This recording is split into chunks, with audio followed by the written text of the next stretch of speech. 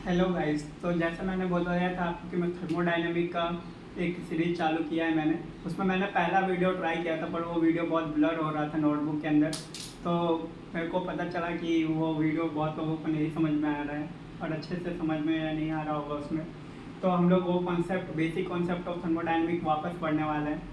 चलिए, तो हम लोग आज शुरू करते हैं थर्मोडायनेमिक।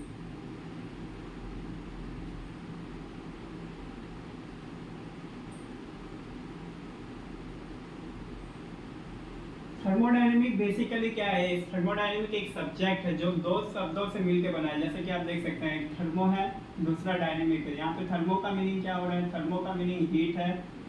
एंड डायनेमिक का मीनिंग क्या होता है गाइस? आपको पता है, डायनेमिक का मतलब होता है मोशन।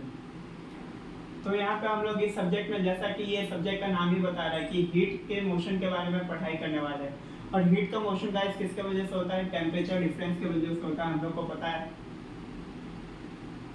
तो गाइस, पहली बात हम लोग बात कर रहे थे कि थर्मोडायनेमिक का डेफिनेशन क्या है। थर्मोडायनेमिक किसके साथ डील करता है? तो थर्मोडायनेमिक डील करता है हीट इंटरेक्शन के साथ, वर्क इंटरेक्शन के साथ, और उसकी जो इफेक्ट आती है सिस्टम के प्रॉपर्टीज के ऊपर, उसके साथ वो डील करता है। किसके साथ? हीट इंटरेक्शन के साथ, वर्क इंटरेक्शन के साथ, और सिस्टम के प्रॉपर्टीज के वजह ऊपर क्या चेंज आती है इसके वजह से, उसके साथ डील करता है thermodynamics. Okay, properties of the system के ऊपर क्या इफेक्ट आ रहा है इसका, heat interaction and work interaction का, उसके साथ डील करता है। ठीक है गाइस, तो अब हम लोग आगे देखने वाले कि heat interaction, work interaction and properties of the system से जो डील करता है उस सब्जेक्ट को हम लोग थर्मोडायनेमिक बोलते हैं। अब इम्पोर्टेंस समझिए थर्मोडायनेमिक का क्या है, इतना इम्पोर्टेंट क्यों है। ये आप देखेंगे तो हर ब्रांच के बच्चे पढ़ते हैं, ऐसा नहीं खाली मैकेनिकल ब्रांच के बच्चे पढ़ रहे हैं, ये केमिकल के बच्चे पढ़ रहे हैं, इलेक्ट्रिकल के बच्चे पढ़ रहे हैं, और बाकी ब्रांच के बच्चे भी इसको रिवीजन कर रहे हैं। तो इसका इम्पोर्टेंस क्या है थर्मोडायनेमिक का? तो थर्मोडायनेमिक एक ऐसा साइंस है जो बाकी साइंस से अलग है। क्यों अलग है?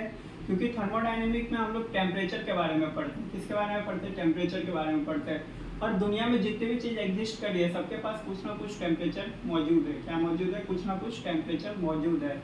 इसके लिए जो भी डोमेन है, जितना भी इलेक्ट्रिकल का हो, सीएस का हो, या कोई सा भी चीज़ हो, सबके पास टेम्परेचर है। तो सबका डोमेन थर्मोडायनेमिक के अंदर आता ही है। इसके लिए सबको थर्मोडायनेमिक का बेसिक पढ़ना ही पड़ता है। ओके गाइस, तो हम लोग मैकेनिकल वाले हैं, तो ये हमारे लिए अच्छी बात है कि हम लोग को थर्मोडायनेमिक डीप में पढ़ने को मिल रहा है। ठीक है, और अगर आपको और ज़्यादा डीप में पढ़ना है तो आप मास्टर कर सकते हैं थर्मोडायनेमिक में, उसको क्रायोजेनिक करके एक सब्जेक्ट आता है। ओके गाइस, तो अब हम लोग देखेंगे कि इंपॉर्टेंस ऑफ थर्मोडायनेमिक हम लोग को पता चल गया गाइस। क्या है? टेम्परेचर। टेम्परेचर की वजह से ये इम्पोर्टेंट है, और सारी चीज़ों के पास टेम्परेचर होता ही है। तो गाइस, अब हम लोग देखने वाले हैं कि how to study the thermodynamic. Thermodynamic हम लोग पढ़ कैसे सकते हैं, कैसे पढ़ सकते हैं थर्मोडायनेमिक को, उसके बारे में हम लोग बात करने वाले हैं। तो कैसा है how to study thermodynamic.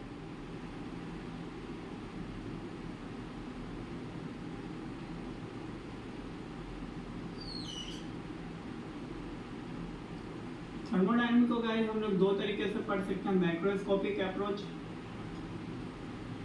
And microscopic approach.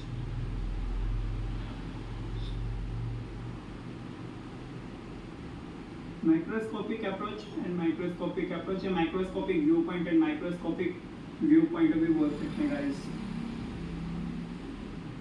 तो पहले हम लोग डील करते हैं माइक्रोस्कोपिक व्यू पॉइंट से। तो माइक्रोस्कोपिक व्यू पॉइंट में क्या होता है? माइक्रोस्कोपिक व्यू पॉइंट में हम लोग को पता है कि जितने भी मैटर है वो सब मॉलिक्यूल से मिल के बने हुए हैं। तो हम लोग यहाँ पे मॉलिक्यूलर लेवल पे जाके जो एनालिसिस करते हैं वो कहाँ पे जाके करते हैं? मॉलिक्यूलर लेवल पे एनालिसिस करते हैं। मॉलिक्यूलर लेवल पे जाके एनालिसिस करते हैं, सारे इवेंट को देखते हैं मॉलिक्यूलर लेवल पे जाके, कि अगर मान लीजिए इंडिविजुअल मॉलिक्यूल्स को यहाँ कंसीडर करते हैं, क्या करते हैं? इंडिविजुअल मॉलिक्यूल्स का एनालिसिस करते हैं मॉलिक्यूलर लेवल पे जाके। जब मान लीजिए कि इस सिस्टम के अंदर 10 मॉलिक्यूल है, तो हम लोग एक एक मॉलिक्यूल काइनेटिक एनर्जी निकालेंगे, पोटेंशियल एनर्जी निकालेंगे, और फिर इसका एवरेजिंग करेंगे। फिर उसका एवरेजिंग करेंगे, स्टैटिस्टिकल एवरेजिंग करेंगे, स्टैटिस्टिकल एवरेजिंग स्टैटिकली करेंगे, और उसका जो एनालिसिस आएगा उसके स्टडी करेंगे। तो वो जो व्यू पॉइंट होता है वो माइक्रोस्कोपिक व्यू पॉइंट होता है। इसके लिए इसको हम लोग स्टैटिकल थर्मोडायनेमिक बोलते हैं। क्या बोलते हैं? Statistical thermodynamic.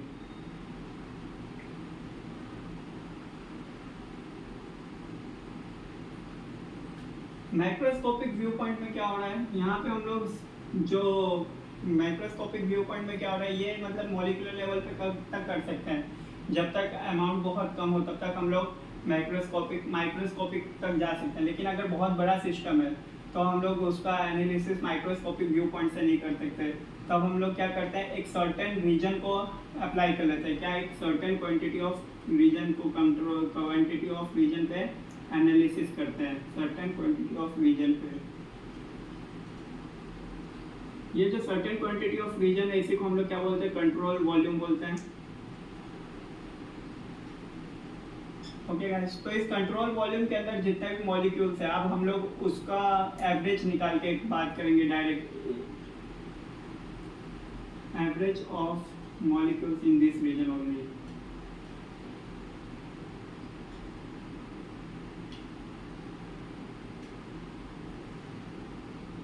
तो गाइस हम लोग को फिर क्या पता चलेगा कि average of this in this region जो भी वैल्यू आएगी वो हम लोग उसका बात करेंगे, इंडिविजुअल मॉलिक्यूल का यहाँ पे बात नहीं करेंगे। Event does not occur at the molecular level. यहाँ पे जो इवेंट है वो मॉलिक्यूलर लेवल पर अकर नहीं हो रहा है।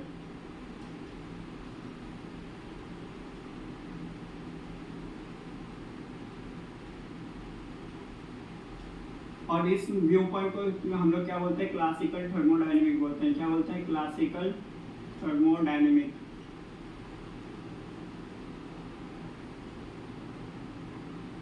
फिर गाइस इसके अलावा जो एक टॉपिक है उसको, टॉपिक का नाम क्या है, concept of continuum. Concept of continuum guys हम लोग नेक्स्ट वीडियो में देखते हैं। आज के लिए इतना ही। ये वीडियो मैंने इसके लिए दोबारा बनाया है कि जो पहला वाला वीडियो था वो काफ़ी ब्लर हो गया था, तो बहुत लोगों को समझ में ना भी आया हो, इसके लिए शायद उसका व्यू भी कम थे।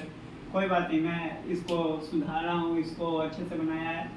आपको पसंद हो तो लाइक कीजिए, शेयर कीजिए, सब्सक्राइब कीजिए। Thank you guys.